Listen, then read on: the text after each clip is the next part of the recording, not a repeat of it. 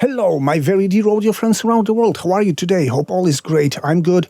I'm Paul. This is my humble studio, Warsaw, Poland, and my humble YouTube channel, a place to talk about music production, mixing, mastering, sometimes also sound design, game audio, and more. Guys, today I actually wanted to review a plugin for you. This plugin is Slate's new filter by Scott Storch, and you know what? I installed it and I started tweaking this to realize there's not much to review, so I beg your pardon. That didn't happen to me, that I simply quit reviewing a plugin, but I really don't feel like doing this. But I had a plan to do a second vid on Sunday this week, and this vid is about Superbooth 2023, which is on in Berlin. Probably the biggest synth show in the world for synth makers, synth players, all the synth freaks.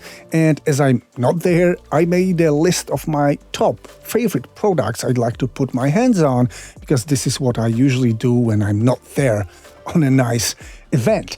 So yeah, that's gonna be the list of my top 5 products from this year's Superbooth I'd like to put my hands on, and one day, hopefully, I will.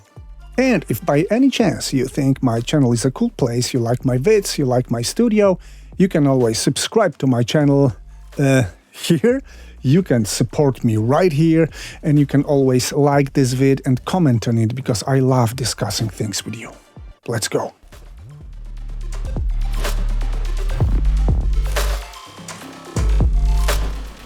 What I'm also not gonna do today is that I'm not gonna review this thing. This is Axie Instruments One hardware sequencer, an amazing unit. Look what I did using it. It's really an amazing sequencer. Await the review very, very soon, guys. And before that happens, here is my list of my go-tos during this year's Superbooth, guys. I put them in some kind of an order, I would say, from the most desired to the least desired, I would say. But this is purely subjective. The whole choice, the whole selection is purely subjective. Remember about this, guys. And here goes number 1. It's UDO Audio Super Gemini, brand new synthesizer just announced.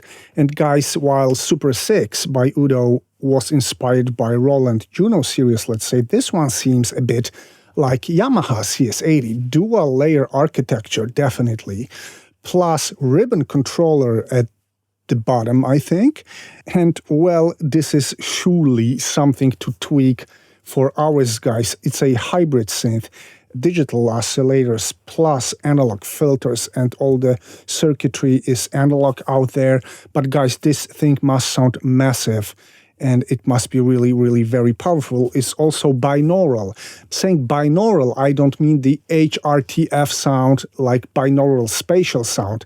In UDO terms, binaural means that you can send the oscillators assigned to voices strictly to left or right channel to create very spacious sounds. You can also modulate depending of your oscillators, I believe. And yes, that must sound massive, and I would totally welcome it in the studio for some testing. Number 2 is Mantis by PWM Audio. Yes, it's another British construction, designed by Chris Huggett, who was a legend of synth designing, synth making. Unfortunately, he died in 2020, but he managed to work on this one. And the list of synths made by Chris: Wasp, Oscar, a Keyz sampler, Supernova 2, X Station, also remote controller by Novation, which I owned once, also was designed by Chris. And now here it comes, Mantis. And it can do virtual analog synthesis, but it's got also digital wave shaping options, which make this synth sound huge, like really huge. I have heard some samples from Superbooth on YouTube already, and tweaking this would be something very welcome, guys. Number 3 is AJH Synth New Machine, and yes, it is British, you guessed it right. They combined actually their modules and nifty Keyz controller into one machine, and it's called MiniMod, and it behaves a bit like MiniMod, and it's inspired by MiniMod. The oscillators, the filters, all the routing is supposed to work a bit like MiniMod, not exactly the same. So we're gonna have 3 VCOs, 2 sub-bass generators, classic ladder filter, high-pass filter, dual cascaded VCA, dual contour generators, also a noise module, a ring modulator, tap tempo, and more. Huh, guys. This is definitely more than a MiniMod, and probably that would be a really great starting point for me to tweak a bit of modular synthesizers, which I never did actually, guys. No hardware modulars ever in my studio. That would be a perfect start. Number 4, my friends. It comes from America this time. Let's switch the countries, and it's nothing new because it's OBX8 in a desktop form. As I'm full of keyboards, actually, that would be a perfect fit for my studio. I simply think that every synth should be produced in a version of a desktop module or a rack module without a keyboard. So guys, this is a very good shot. It's cheaper, of course, and it's gonna fit anywhere. You're gonna control it with any other of your keyboards. And I never owned anything Oberheim-like, and probably that would be a beautiful, beautiful starting point. And then comes number 5, which is, let's say, least desirable, but remember, it's like very subjective, and I still desire it a lot because it comes from Erica Synths, a company from Latvia that I have here on my desk. Acid Box 3 is here. I also owned their bassline, which I gave away to you once. And guys, here comes Steampipe. This is a synth without oscillators. Just a noise generator that is transformed with some resonators. It's actually a pipe instrument, a blown one. Yes, you've got a blown controller, so you can get some whistling, whispering synth tones out of it. Also, take a listen on YouTube, it's already there.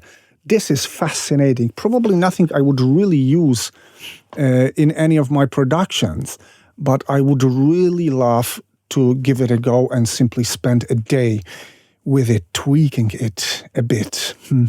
Yeah, guys, so this is the list of my 5 favorite things from this year's Superbooth, and let's try to sum the things up a bit. Summing the things up today, guys. Well, there's only one way to sum the things up. I wish I was there, and I promise you I'm gonna be a guest to some events, synth events, pro audio events around the world in the future, because frankly, outside Poland, I've never been to Superbooth, NAMM, whatever. No, I just didn't. Maybe being a YouTube guy, doing stuff for you, reviewing stuff for you, maybe that is gonna make it easier for me to go to some places in the very nearest future. For now, I'm enjoying Superbooth remotely. I hope you're doing the same thing together with me and with other YouTube sources. Guys, that's it for today. Hope you liked my list. If you do, or if you don't, add up your stuff down below in the comments, and I hope to see you very, very soon. Take care.